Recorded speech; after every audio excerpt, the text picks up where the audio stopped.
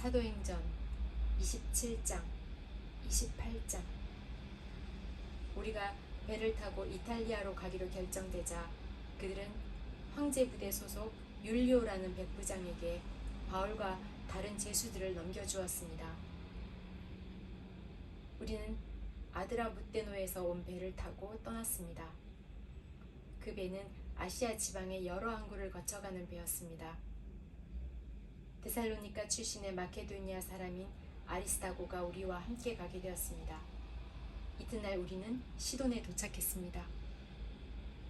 율리오는 바울에게 매우 친절했습니다. 그는 바울이 자유롭게 친구들에게 갈 수 있게 해주었고 그들이 바울에게 쓸 것을 줄 수 있게 하였습니다.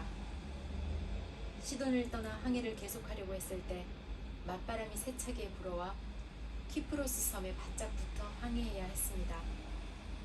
우리는 길리기아와 밤빌리아 앞바다를 가로질러 항해를 한 후에 루기아 지방의 무라에 도착했습니다. 그곳에서 로마 군대 백부장은 알렉산드리아를 떠나 이탈리아로 가는 배를 발견하고 우리를 그 배에 태웠습니다. 우리는 며칠 동안 천천히 항해한 끝에 간신히 니도 앞바다에 이르게 되었습니다. 맞바람이 너무 세차게 불어와 우리가 가려던 항로로 더 이상 나아갈 수 없어서 살몬의 맞은편에 있는 크레타 섬을 끼고 항해하였습니다. 우리는 해안가를 따라 어렵게 항해하여 라세아라는 도시에서 가까운 아름다운 항구라는 곳에 도착하였습니다. 시간을 많이 빼앗긴 데다가 이미 금식 기간도 지나 더 이상 항해하는 것이 위험했으므로 바울이 그들에게 충고했습니다. 여러분, 계속해서 항해를 하다가는 큰 어려움을 겪게 될 것이라고 생각합니다. 배와 짐만 손실이 되는 것이 아니라 우리 목숨까지도 잃게 될 것입니다. 그러나 백부장은 바울의 말을 듣기보다는 선장과 선주의 말을 더 믿었습니다. 그 항구는 겨울을 보내기에는 적당하지 못한 항구였기 때문에 사람들은 대부분 그곳을 떠나 베닉스에 가서 겨울을 보내고 싶어 했습니다. 베닉스는 크레타 섬에 있는 항구 도시인데 남서쪽과 북서쪽을 향해 위치한 곳입니다. 마침 남쪽에서 순풍이 불기 시작하자 사람들은 자기들의 계획대로 되리라고 생각했습니다. 그래서 그들은 닻을 올리고 크레타 섬 해안을 따라 항해하기 시작했습니다. 그런데 갑자기 유라굴로라고 부르는 폭풍이 섬 쪽에서 불어왔습니다. 배는 폭풍에 휘말려 바람을 거슬러 조금도 앞으로 나아가지를 못했습니다. 그래서 우리는 앞으로 가려는 노력은 포기하고 바람이 부는 대로 배를 내맡기고 표류하기 시작했습니다. 그러다가 가우다라는 작은 섬의 남쪽 방향으로 떠밀려 갈 때에 우리는 간신히 거룻배를 끌어올릴 수 있었습니다. 선원들은 거룻배를 끌어올린 다음에 밧줄로 동여맸습니다. 그들은 배가 스르디스의 모래톱에 걸릴까 염려하여 돛을 내리고 배를 바람 부는 대로 떠밀려가게 했습니다.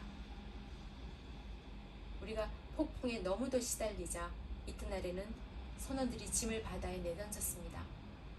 3일째 되는 날에는 배의 장비마저 내어 던졌습니다. 우리는 며칠째 해도 보지 못했고 별도 보지 못했습니다. 바람은 계속해서 거세게 불어왔습니다. 결국 우리는 살아남을 수 있다는 희망을 모두 포기하고 말았습니다. 사람들이 오랫동안 아무것도 먹지 못하고 있는 가운데 바울이 일어나 그들에게 말했습니다. 여러분, 내가 크레타 섬을 떠나지 말자고 한 말을 들었어야 했습니다. 그랬다면 이런 손해를 입지 않았을 것이고 물건을 잃어버리지도 않았을 것입니다. 하지만 여러분, 이제 제가 권합니다. 용기를 내십시오. 이 배에만 이를 뿐 여러분 중에는 한 사람도 목숨을 잃지 않을 것입니다. 지난밤에 나의 주님이여 내가 섬기는 하나님의 천사가 내 곁에 나타나 이렇게 말해주었습니다. 바울아, 두려워하지 마라. 너는 반드시 황제 가이사 앞에 서야 한다.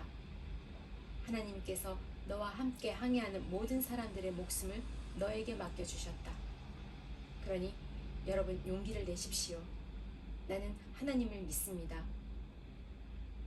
모든 일이 하나님의 천사가 내게 말씀하신 대로 이루어질 것입니다. 우리는 반드시 어떤 섬에 밀려가 닿게 될 것입니다. 14일 되던 밤에 우리는 아드리아 바다에서 표류하였습니다. 한밤중에 선원들은 우리가 어떤 섬에 가까워지고 있음을 느꼈습니다. 그래서 물 깊이를 재어보니 약 40m였고 조금 더 가서 다시 재어보니 이번에는 약 30m였습니다. 우리는 혹시 암초에 걸리지 않을까 염려가 되어 닷 4개를 물에 던져놓고 날이 밝기를 기다렸습니다. 그런데 선원 몇 사람이 배에서 빠져나갈 속셈으로 배 앞쪽에 닷을 더 내린다는 구실로 거룻배를 물에 내렸습니다. 그러자 바울이 백부장과 군인들에게 이 사람들이 배에 남아있지 않으면 당신들마저 구조되지 못합니다 라고 말했습니다. 그래서 군인들이 밧줄을 끊어서 거룻배를 떼어버렸습니다. 날이 밝을 무렵 바울은 모든 사람에게 음식을 먹으라고 권하면서 말했습니다. 지난 14일 동안 여러분은 마음을 졸이며 지금까지 아무것도 먹지 않고 지냈습니다. 하지만 이제는 음식을 드십시오. 그래야 살아남을 수 있습니다. 여러분 중에 그 어느 누구도 머리카락 하나도 잃지 않을 것입니다. 바울은 이 말을 하고서 모든 사람 앞에서 빵을 들어 하나님께 감사 기도를 드리고 빵을 떼어 먹기 시작했습니다. 그러자 사람들도 용기를 얻어 음식을 먹었습니다.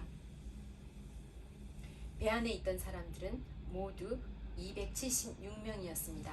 사람들은 음식을 배불리 먹고 나서 식량을 바다에 던져 배를 가볍게 했습니다. 날이 밝았습니다. 사람들은 그곳이 어느 땅인지 알 수 없었지만 그들의 눈에 모래밭이 있는 항만이 눈에 띄었습니다. 그래서 그들은 어떻게 했든지 배를 모래밭에 대기로 작정하였습니다. 그들은 밧줄을 끊어서 닻을 바다에 내버리는 동시에 키를 묶는 밧줄을 풀었습니다. 그리고 앞돛을 올려서 바람을 타고 해안 쪽으로 배를 몰았습니다. 그러나 배는 두 물살이 만나는 곳에 들어가 모래톱에 걸리고 말았습니다. 뱃머리는 꼼짝도 하지 않고 배 뒤쪽은 거센 파도에 부딪혀 깨어졌습니다. 군인들은 죄수들이 헤엄쳐 도망갈까봐 그들을 죽이려고 계획을 짰습니다. 그러나 백부장 율리오는 바울을 살리고 싶어 했습니다. 그는 군인들이 죄수를 죽이지 못하도록 헤엄칠 수 있는 사람은 모두 바다로 뛰어들어 육지로 올라가라고 명령했습니다. 남은 사람들은 널빤지나 부서진 배 조각을 붙잡고 나가게 명령했습니다.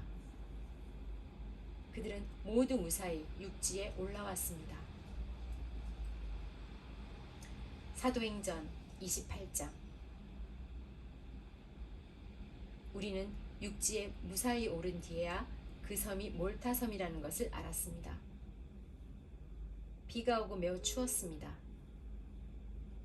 섬 사람들은 우리에게 분에 넘치는 친절을 베풀며 불을 피워놓고 우리를 맞아주었습니다. 바울이 장작 한 무더기를 모아다가 불에 넣었는데 뜨거운 불 때문에 독사가 튀어나와 바울의 손을 물었습니다. 섬 사람들은 독사가 바울의 손에 매달려 있는 것을 보고 이 사람은 틀림없이 살인자다. 바다에서는 살아나왔는지 모르지만 정의의 신이 그를 살려두지 않을 것이다 라며 서로 수군거렸습니다. 그러나 바울은 그 뱀을 불 속에 떨어버렸고 아무런 해도 입지 않았습니다.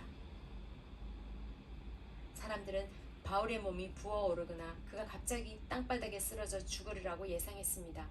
그런데 아무리 기다려도 바울에게 아무런 일이 일어나지 않자 그들은 바울을 달리 생각하게 되었습니다.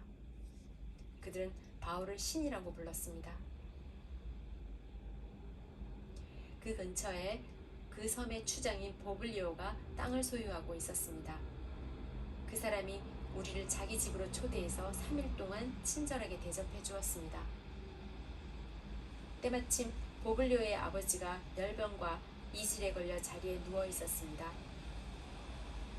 바울이 그를 찾아가 기도하고 그 사람의 몸에 손을 얹어 그를 낫게 하였습니다.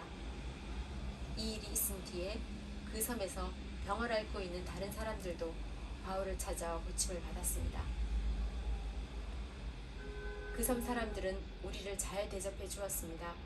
우리가 떠나려고 할 때 그들은 필요한 물건들을 배에 실어 주었습니다. 석 달이 지난 후 우리는 그 섬에서 겨울을 보낸 알렉산드리아 배를 타고 뱃길에 올랐습니다. 그 배의 앞에는 쌍둥이 신 표시가 있었습니다. 우리는 수라구사에 배를 대고 3일 동안을 지냈습니다. 그곳을 떠나서는 레기온에 도착했습니다. 그 이튿날 남풍이 불어와서 그곳을 벗어날 수 있었습니다. 이틀 만에 우리는 보디올에 닿았습니다. 거기서 우리는 신자들을 만나 그들의 초청을 받고 일주일 동안 그들과 함께 지냈습니다. 그런 뒤에 마침내 우리는 로마에 도착했습니다. 로마에 있는 형제들은 우리가 온다는 소식을 듣고 아비오 광장과 새 여관까지 우리를 마중하러 왔습니다. 그들은 바울이 그들을 보자 용기를 얻었으며 하나님께 감사했습니다. 우리가 로마에 도착했을 때 바울은 그를 지키는 군인 한 사람과 함께 혼자 지내도 된다는 허락을 받았습니다. 3일 뒤에 바울은 그곳에 유대인 지도자들을 불러 모았습니다. 그들이 모이자 바울은 이렇게 말했습니다. 동포 여러분, 나는 우리 백성이나 우리 조상들의 관습을 거스르는 일을 한 적이 없습니다. 그런데도 나는 예루살렘에서 붙잡혀 로마 사람의 손에 넘겨졌습니다. 로마 사람들은 나를 신문했으나 내게는 사형을 당할 만한 죄가 없다는 것을 알고 나를 풀어주려 했습니다. 그런데 그곳의 유대인들이 반대해서 나는 로마에 와서 황제에게 상소할 수밖에 없었습니다. 그렇다고 해서 내 백성을 고발하려는 것은 아닙니다. 이런 이유로 여러분을 뵙고 말씀드리고자 오시라고 했던 것입니다. 내가 이렇게 사슬에 매인 것은 이스라엘의 소망 때문입니다. 유대인들이 바울에게 대답했습니다. 우리는 아직 유대로부터 당신에 관한 어떤 편지도 받은 적이 없습니다. 또 유대로부터 온 우리 형제들 중에서 당신에 관한 나쁜 소문을 전하거나 당신을 나쁘게 말한 사람도 없습니다. 우리는 다만 당신 생각을 듣고 싶습니다. 우리가 알기로는 어디를 가도 당신 종파에 대해서 반대하는 사람이 많다고 합니다. 바울과 유대인들은 만난 날짜를 정했습니다. 그날이 되었을 때 더 많은 유대인들이 바울이 지내고 있는 곳으로 모였습니다. 바울은 아침부터 저녁까지 그들에게 하나님의 나라를 설명하고 선포했습니다. 또 모세와 예언자들의 글을 예로 들어서 그들이 예수에 관한 것을 믿게 하려 애썼습니다. 바울의 말을 믿는 사람들도 있었지만 믿지 않는 사람들도 있었습니다. 그들이 이처럼 의견이 갈린 채 헤어질 때 바울이 한마디 말을 남겼습니다. 성령께서 예언자 이사야를 통해 여러분의 조상에게 말씀하신 것은 진리입니다. 이 백성에게 가서 말하여라. 너희가 듣기는 들어도 깨닫지 못하고 보기는 보아도 알지 못할 것이다. 이 백성의 마음이 무디어졌고 귀로는 듣지 못하며 눈은 감겼다. 이는 그들이 눈으로는 보고 귀로 듣고 마음으로 깨닫고 내게 돌아 고침을 받지 못하게 하려는 것이다. 그러므로 여러분은 하나님의 이 구원이 이방인들에게도 전파되었다는 것을 알아야 합니다. 그들은 들을 것입니다. 바울은 자기 셋집에서 꼬박 2년을 지내면서 자기를 찾아오는 사람들을 다 맞이하였습니다. 그는 담대하게 그리고 아무런 방해도 받지 않고 하나님의 나라를 전하고 주 예수 그리스도에 관해 가르쳤습니다.